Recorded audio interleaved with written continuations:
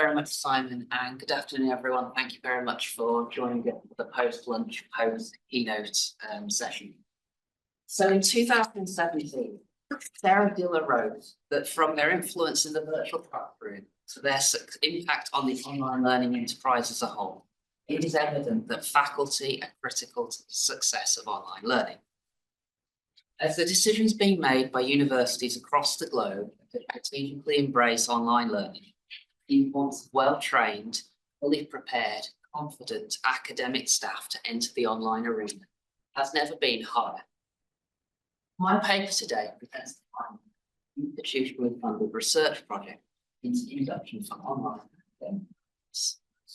I'm going to begin by explaining why induction is important, going into the literature, before then going into some of the findings, which show us three kind of emerging themes around people, emotion, and mindset. To close, I'll then offer 5 recommendations for anyone thinking about induction for online academic staff. So why should we focus on induction? Most clearly and most obviously, we want to offer students an excellent academic experience. We want education to be appropriate for learners, to meet quality standards, and to be intellectually stimulating. Staff being knowledgeable in the online sphere has the potential to make or break a student's experience.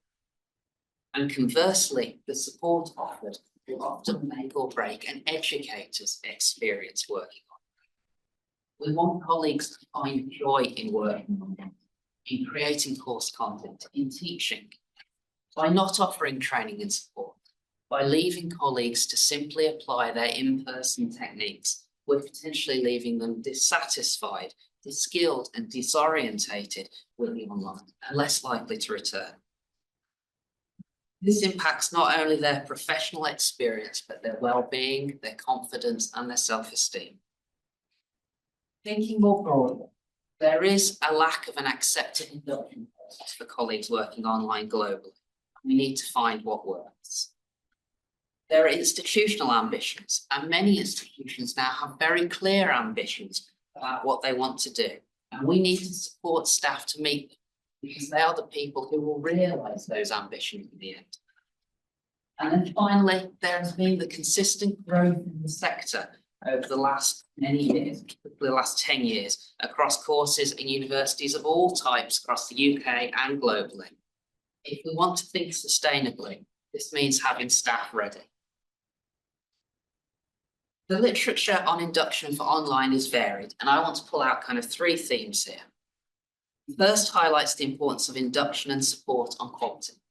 As Northcote et al. Argue, this support has a direct impact on the quality of a student's learning experience. If we give staff the confidence and the competencies to develop materials and deliver online, then the impact will be felt by our students. Secondly, there are the professional, the emotional challenges that staff face. Working online can make staff question themselves. They can feel skilled, disorientated by a new world of education, involving new colleagues, new techniques, new ways of working, and new technology. As Downing and Diamond put it, that shift to online can be exciting, daunting, or even terrifying. More recently, this research into isolation has gone into isolation when thinking about online. Colleagues can feel separated from their teams, what they know, and what brings them professional satisfaction. Finally, the research shows there's no one way of doing induction. There's relatively little on the areas of experiences and beliefs, while again, Northcote et al. Happily for my project note that, quote, there remains a need to establish an evidence-based, research-informed approach to guide the development of professional learning programs. All these emphasise to us the need to offer colleagues the training and reassurance, design, develop, and deliver online learning to enable the long-term sustainable growth of online education. This project was created with the very important aim of supporting the growth of online learning at the University of Leeds.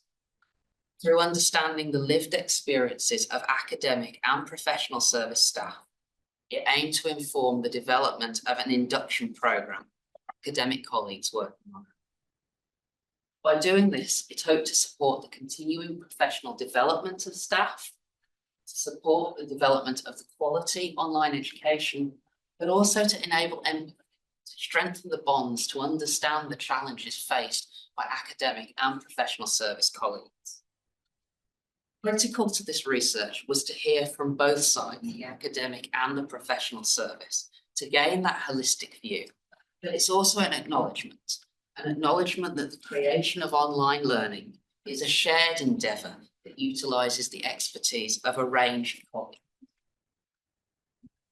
The research itself adopted a mixed methods approach. The first stage was questionnaires to academic and professional services staff to gather their experiences and reflections on the process of designing, developing and delivering online education. These questionnaires posed a range of open and closed questions, asking colleagues about their confidence, experience, and what they wish they'd known before we began the journey. The results of this research enabled identification of how academics viewed their own confidence before and after they developed and taught their first module, and compared that with the experiences of the staff that supported them through. The second stage was a series of 1-hour interviews with academic staff, dive much deeper into the themes given for the questionnaires. So what did the research show? Fundamentally, at a high level, I don't think it can show anything that any of us in this room would find unexpected. In the questionnaires, academics were asked to evaluate their confidence and competence in various facets of online learning, and professional service staff were asked to do the same to evaluate their academic colleagues. Unsurprisingly, academic staff gave themselves much higher ratings than their professional service colleagues did. Now, this is hardly surprising, and I'm going to defend the academic team by saying it's much harder to be critical than others, to be critical of others. Nevertheless, where there were higher and lower scores across what we saw, these did generally tally. For example, when we asked about whether they had a good understanding of online pedagogy, module development, whether they were prepared for what it would entail, scores for those were lower across both sets of respondents. Where there were the largest differences were often in areas around the online, such as understanding the architectures of online module, understanding the difference of face-to-face and online education, and confidence in doing things such as writing outlines, all of which indicate a need to better understand online. Interestingly, there were some areas where professional services staff rated the academics higher than the academics did themselves. These came in areas around pedagogy at times. So there was a question asked, do you understand terms such as constructive alignment? Professional service staff said academics did. Academics said they'd never heard of this term. They didn't know what it was. So there is that kind of disjoint that comes out here. But what I would say is that the data was challenging to draw lots of facts from. If you looked at the professional service data, qualitative and quantitative, there were patterns that emerged, probably because they were doing similar job roles, similar experiences. Whereas for the academic staff, we might see a much greater variation. So on the slide, there's just a couple of where those average scores were on 5.1. You can see where there were differences or no differences at all. Now, this variation was echoed by a comment that came from one learning designer that each new module leader is different. A reflection that became very apparent when I started to dig into the data more. And I've pulled out 2 questions here that show the variation of response that educators come with a variety of experiences and backgrounds in the online. This also came through in the interviews that were conducted. Together, this really does validate the need for an induction package which can cater for people at different stages, whether that's being completely new to the online world or brushing up and acclimatising to a new institution. And I'd leave perhaps with the provocation that for years we've stopped using the term typical student when talking about our students. Perhaps we need to stop using the term typical academic when thinking about academics and how we work with them. Alongside this, there was the question about who are the students. Academic colleagues often have a good idea of who their campus students are likely to be. When thinking about students online, they struggled.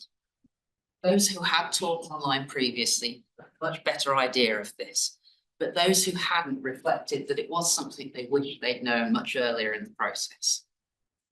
At Leeds, the average age for our online master's students is 34.7 years old. Quite different from the average norm, the norm on campus, somewhere in early to mid-20s. So it's considering the challenges these students face, studying part-time, often alongside professional and personal lives, that colleagues want to know more about. And as a result of this, in the design of our new programmes, we now spend much longer empathy mapping, getting colleagues to think about the students they're going to work with. I'd like to call out my colleague Simon Carey, who's done a lot of work supporting this, and it's something we've had a lot of feedback from academics on, that it's a positive development. Moving then into the second of my three areas around emotion. The first one, unsurprising probably to anyone in this room, is frustration. And the first one, the big one that came through the most, was frustration over time. I like the quote I've put about here, because it shows the challenge to a perception of online learning, likely a remnant of the COVID-19 pandemic. Sorry, did you need a table? No.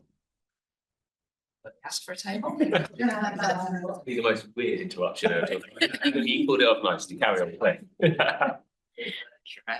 So, as saying, that challenge to the perception of online learning, that idea that you can just bung things on a VLE and it will work.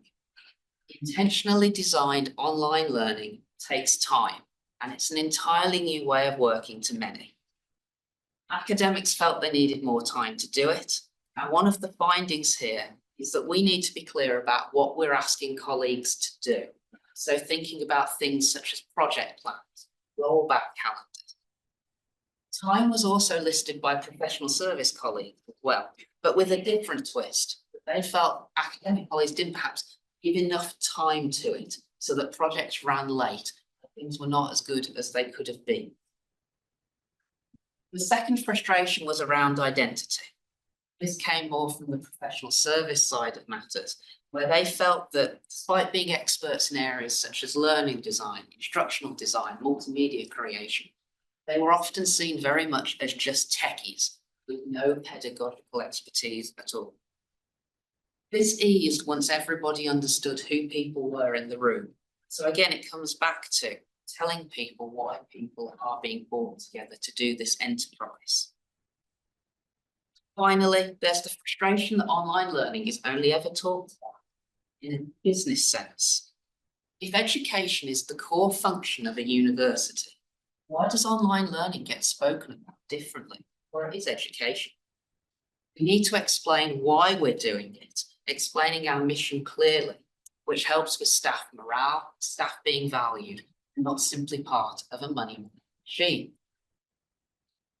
The other thing with emotion is we need to talk about the joy it brings. There's the sense that colleagues are learning things. The first quote here from the respondent spoke about how they loved learning about things such as the ABC approach. It resonated with them as an academic, as a framework. It showed them a new way that really set into their mind and allowed them to employ it in multiple ways. Secondly, there's the sense that students are a joy to teach. They are engaged, they do contribute, they do value staff. And anyone who's been at a graduation ceremony or celebration for online learning can absolutely attest to that. It might be a different way of getting that IV line of satisfaction and affirmation, but it is there. Finally, there's that sense, as this final quote shows, that with professional learners, you often see the impact quicker. This is because students want to advance in their careers, problem solve in new ways, or give professional reflection. Conversely, this interviewee suggested that for academics, it's really valuable, because if you've got professional learners, they'll be deploying the things you're teaching them, that you're working with much quicker. You'll get that kind of more real-term impact to come through. So we need to promote the joy more. Finally, there's isolation. This was something that often appeared as academics missed that interaction with students, the immediacy of the feedback from a lecture or a seminar room. They missed that response you get with a live audience. Staring at a screen when students have their cameras off, unable to know if they're even listening. This is demoralizing, demotivating, and for some very unsatisfying. And it forces colleagues to question, are they doing a good job? It's their self-worth. Furthermore, it was felt that working online could be quite lonely, and this was particularly apparent when teaching. And this is likely exacerbated by the point around not getting that immediate feedback. Some spoke about networks that they created to help kind of counter this. Then into mindset. One interviewee I spoke to, an experienced practitioner, spoke about the role of mindset with online. I thought this was worth expanding on. They spoke about how it requires a particular set of skills, a recognition that it's different, that it's a craft and a craft that differs from that in-person teaching. They spoke about how they built this thing over time and that colleagues need to realise that it's a skill built over time. Yet they did also mention the need for training of staff. And I really like this quote they gave, that it's a bit like driving a car the first time you teach online. There's all the text chats going off. It's like all the cars trying to go past you on the motorway far too fast, looking in all your mirrors, looking at everything there. They said, you know, the more you do it, the better you get, the more accustomed you get. We need to tell people that. We need to tell them that any skill, we need to practice it to get there. They also talked about thinking about your own mindset, thinking about yourself differently. It's not just about transferring the campus to the online, but focusing on what you need, professionally, emotionally, and personally. So to bring this together, I asked respondents, what do you wish they'd known? And they came up with 5 things here, and these are different quotes on the slide, highlighting some of the themes I've indicated. There's areas around knowing the learner, teaching with time to create materials, thinking about that difference between the in-person and the online. There's that idea that you need to create online engaging content, so thinking about your approaches, and that recognition that you need to take that support available to you as well and to use it. So to finish, I want to offer 5 recommendations out of this research and are out informing our plans at the University of Leeds. First, we need to avoid assumptions. This means deconstructing the idea that there's a typical academic that we work with. They will come with different experiences and different confidence, and we need to build something to support newcomers and experienced hands alike. We also need to make sure we're not making assumptions around things such as pedagogic terms. So, for example, in our new induction program, we do now explain what constructive alignment is, and we kind of took that for granted before. Finally, on this, we need to avoid the assumption that everybody knows who their students are going to be, what they're going to look like. We need to spend time mapping around. Second, we need to offer clarity. We need to be clear and spell out that online isn't simply a campus conversion. We need to be clear on the scale of the undertaking. We need to be clear about staff, their expertise, why they're here and how you interact with them. And finally, we need to be clear as to our mission with online learning. Why are we, the institution, doing it? Thirdly, we need to think about teaching support. We need to give training in how to teach online, which covers areas such as how to give a webinar, but also that technical training in how to use Teams, how to use webinar platforms. So we need to nurture, encourage, and develop staff, building confidence and resilience. Fourth, we need to build community. We need to help colleagues not feel isolated. We began when we build programs now interacting with program teams more as teams together for longer. We need to think how we take that further forward. Finally, we need to share the joy. We need to tell the positive stories, show what worked well, and show the achievements of our students and our staff. Online learning is a huge undertaking, but it is rewarding. It brings satisfaction. We need to talk about the positives, benefits, as well as the challenges, We help bridge those challenges of dissatisfaction and isolation we discussed. While there's a plethora of literature which discusses the importance of induction for students, we do need to think more about the induction for working online for staff.